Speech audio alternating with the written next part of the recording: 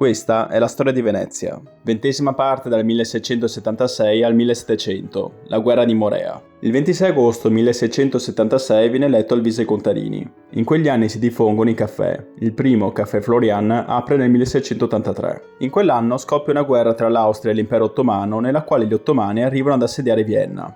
Per respingerli viene creata una Lega Santa e la Serenissima ci aderisce nel 1684 per recuperare i territori perduti. Il trattato viene stipulato il 25 aprile con presente il nuovo doge Marcantonio Giustinianin. Stretta l'alleanza con l'imperatore, la Serenissima riarma l'esercito e la flotta, chiede navi e volontari ai Cavalieri di Malta, al Ducato di Savoia, allo Stato Pontificio e ai Cavalieri di Santo Stefano e recluta oltre 5.500 mercenari dalla Sassonia e dal Brunswick. Francesco Morosini è nominato capitano generale da Mar. Per la prima e unica volta è Venezia a dichiarare guerra all'impero ottomano. Subito dopo l'ambasciatore veneziano a Costantinopoli abbandona la città. I territori ottomani in Dalmazia sono assaliti, mentre gli alleati morlacchi penetrano in Bosnia e in Albania. La flotta prende Santa Maura, permettendo ai fanti da mare di conquistare Prevesa il 29 settembre e Missolunghi.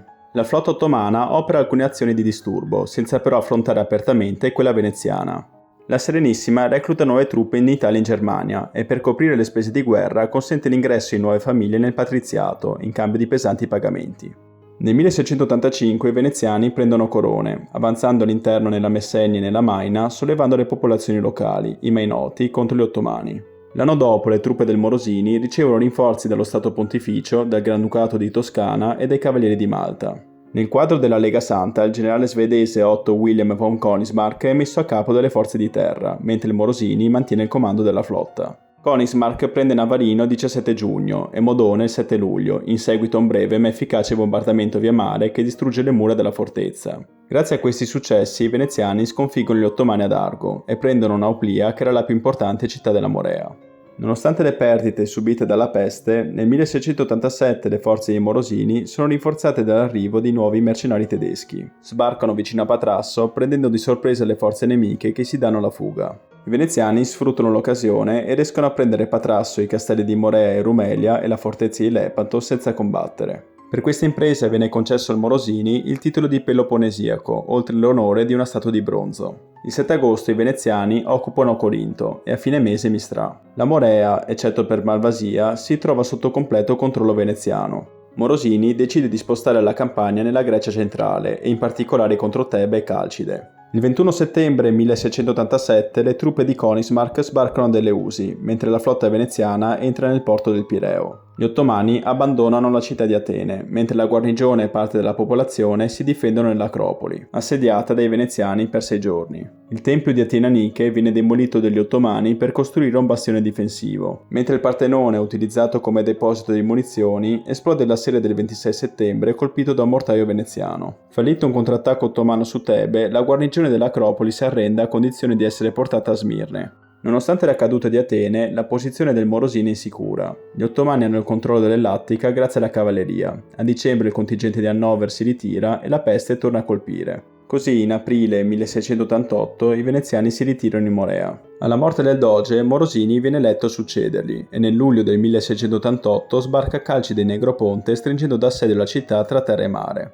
La flotta veneziana non riesce però a impedire che gli assediati ottomani si rifornissero via mare. Alla fine, un'altra ondata di peste causa gravi perdite ai veneziani e ai loro alleati. Tra gli altri muore il generale Königsmarck, mentre un ultimo assalto veneziano il 12 ottobre si rivela un fallimento. Il 20 ottobre il doge Morosini decide di ritirarsi per dirigersi verso Argo. La disfatta di Negroponte si ripercuote negativamente sul morale dei combattenti e i rimanenti mercenari tedeschi si ritirano dal conflitto all'inizio di novembre. Morosini tenta inutilmente un nuovo attacco su Malvasia nel 1689, ma la sua cattiva salute lo costringe a tornare a Venezia poco dopo.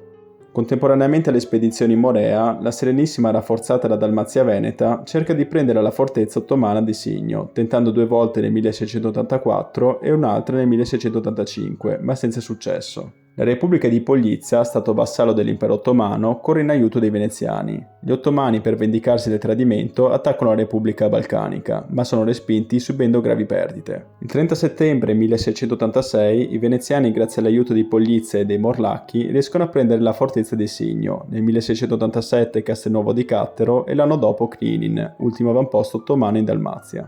I veneziani marciano verso l'entroterra e poi verso la Repubblica di Ragusa, altro stato vassallo dell'impero ottomano, espugnando molti forti.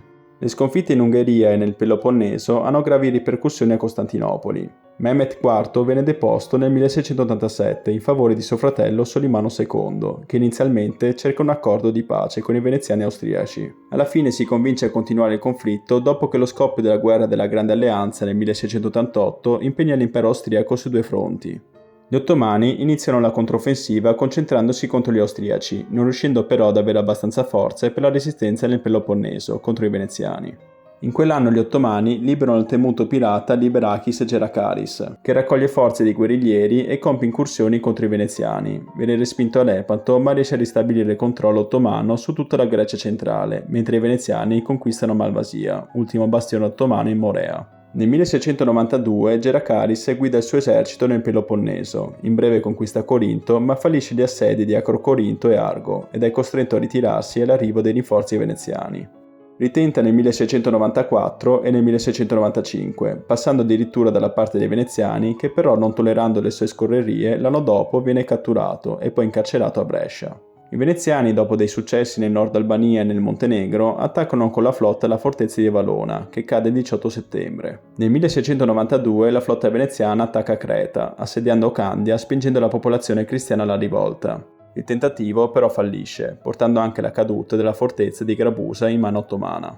Sperando di riprendere le conquiste in Grecia, Morosini in persona, nonostante l'età avanzata, torna in Morea nel 1693, morendo però il 16 gennaio 1694 a Nauplia. Gli succede come doge Silvestro Valier. I veneziani prendono l'isola di Chio, ma l'abbandonano l'anno dopo a causa di una sconfitta navale. Continuano scontri minori nel 1695 ad Andro, nel 1696 a Lemno e nel 1697 e 98 a Samotracia, ma senza grandi risultati. Nel 1699 la guerra si conclude con la pace di Karlovic, che segna la vittoria della Lega Santa e la cessione della Morea ai veneziani. Il doge Valier muore poi nel 1700. Dopo anni di guerra, la Morea ha subito molti danni. La Serenissima cerca da subito di far fronte alla grave situazione economica dei suoi nuovi domini, sostenendo anche il ripopolamento. Ma si rende ostile alla popolazione greca, che è abituata ad una certa autonomia, mal digerisce la nuova burocrazia centratrice veneziana.